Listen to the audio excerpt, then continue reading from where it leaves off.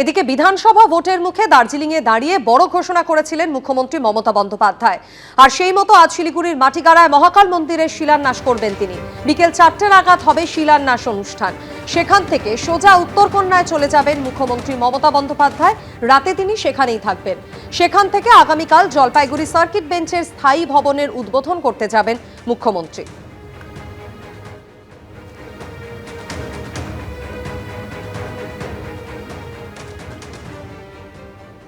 খারাপ লোকও ভালো কাজ করে, কে মন্দির বানালো সেটা বড় কথা নয়, ভালো খারাপ সবাই মন্দির বানাতে পারে। মুখ্যমন্ত্রীর মহাকাল মন্দিরের শিলান্যাস নিয়ে মন্তব্য দিলীপ ঘোষের।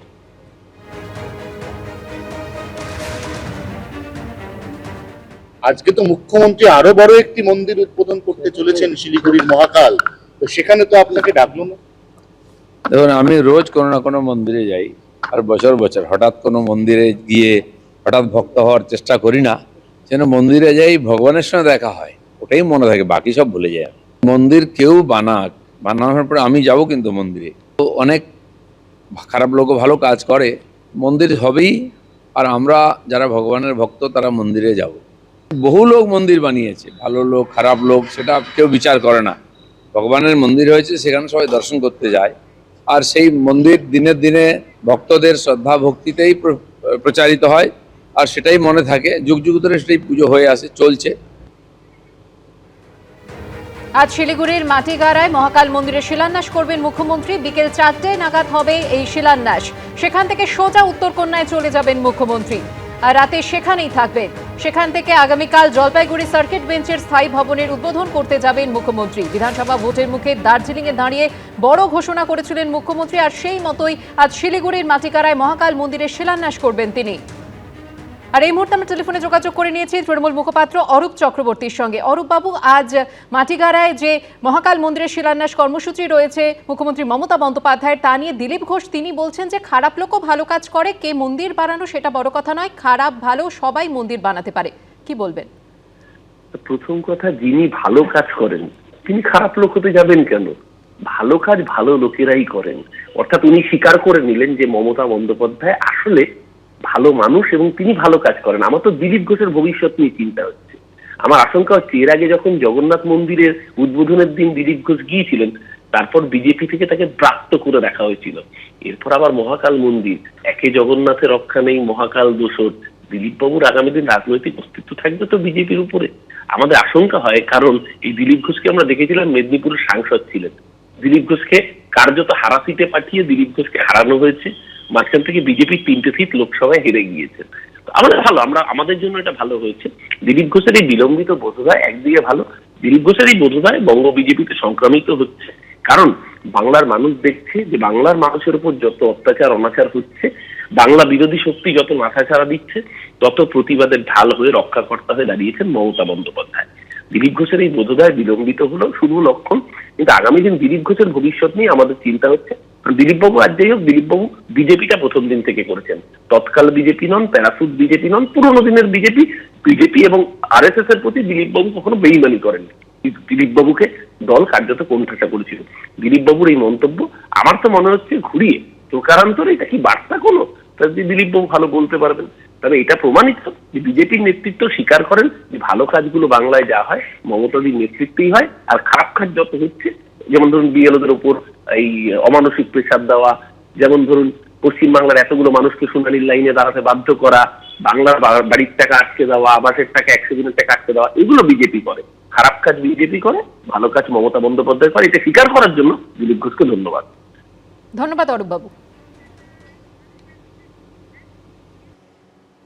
এই মামলা কেন্দ্রীয় সংস্থার তদন্তে রাজ্যের সংস্থার হস্তক্ষেপ নিয়ে গুরুতর প্রশ্ন তুলেছে।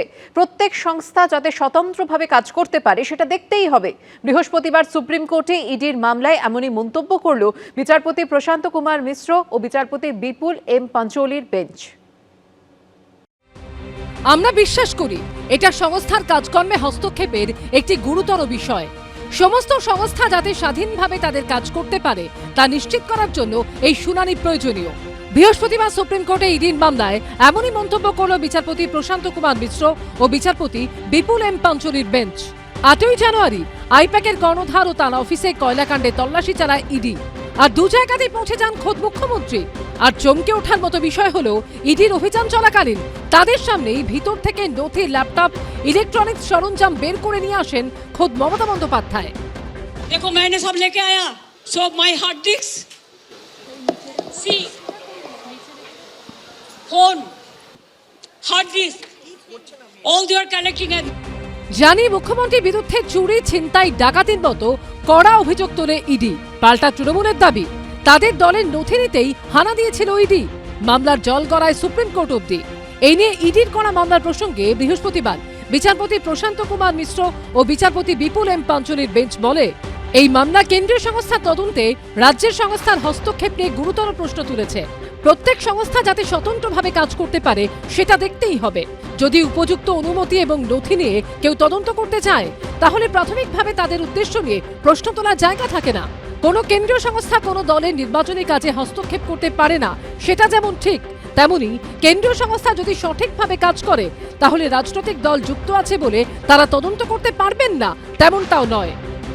ইডি একটা অ্যাকশন নিতে গেছে, সেখানে আপনি এফআইআর করে থেকে ইডিকে আটকে দেবেন, কিন্তু ভারতবর্ষের সংবিধানে বলে কিছু থাকবে না। ওনার ইচ্ছে হলে উনি বাংলাদেশ চলে যান, আমাদের কোনো অসুবিধা নেই।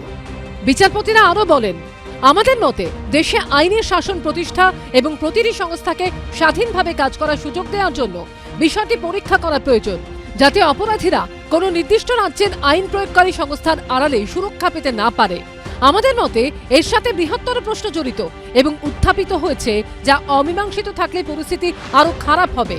এবং যেহেতু বিভিন্ন স্থানে ভিন্ন ভিন্ন দল ক্ষমতায় রয়েছে, তাই এক বা একাধিক রাজ্যে অরাজক পরিস্থিতির সৃষ্টি হবে। এটাও ঠিক যে কোনো কেন্দ্রীয় সংস্থার কোনো দলের নির্বাচনী কাজে হস্তক্ষেপ করার ক্ষমতা নেই, কিন্তু একই সাথে যদি কেন্দ্রীয় সংস্থাগুলো কোনো গুরুতর অপরাধ তদন্তের জন্য সৎ উদ্দেশ্যে কাজ করে তাহলে প্রশ্ন ওঠে যে দলীয় কার্যকলাপের আড়ালে সংস্থাগুলোকে তাদের ক্ষমতা প্রয়োগ থেকে বিরত রাখা যায় কিনা। দলের চেয়ারপারসন হিসেবে মমতা বন্দ্যোপাধ্যায় দলের তথ্য ভান্ডার আর আগলে রাখতে, সেগুলোকে রক্ষা করতে, বিজেপির হাতে যেন না যায়, রক্ষা করতে প্রতিবাদ করেছেন। এই বিষয়টায় চাপে পড়ে ইডি বিষয়টিকে ঘোরানোর জন্য বিকৃত কিছু অভিযোগ দিয়ে তারা আইনি জটিলতা তৈরি করার চেষ্টা করছে। মনে করুন ইডি, সিবিআই আমাদের কারোরই পছন্দ না, কিন্তু তার মানে এটা না যে যে রাজ্যে তারা গেল বা যাবে সেখানকার মুখ্যমন্ত্রীর সঙ্গে পুলিশ বাহিনী নিয়ে গিয়ে তাদেরকে বাধা দেবে, তাদেরকে মিথ্যা কেসে অভিযুক্ত করবে, তাদেরকে ধরবে। 2019 সালে কলকাতার তৎকালীন পুলিশ কমিশনার রাজীব কুমারের বাসভবনে সিবিআই অভিযান এবং তা নিয়ে মমতা বন্দ্যোপাধ্যায় ধর্নায় বসার প্রসঙ্গ বৃহস্পতিবার সুপ্রিম কোর্টে টানেন সলিসিটর জেনারেল তুষার মেহতা। তিনি বলেন, এর আগেও সিবিআই অফিসারদের আটক করে থানায় নিয়ে যাওয়া হয়েছিল। পুলিশ আধিকারিকরা রাজনৈতিক নেতাদের সঙ্গে ধর্নায় বসেছেন। এই তো অবস্থা। এবারের আইনি লড়াই শেষ অবধি কোন পথে এগোয় সেটাই দেখার। সৌভিক মজুমদার, রাজীব চৌধুরী ও ভাস্কর মুখোপাধ্যায়ের রিপোর্ট, এবিপি আনন্দ। এবিপি আনন্দ, এগিয়ে থাকে, এগিয়ে রাখে।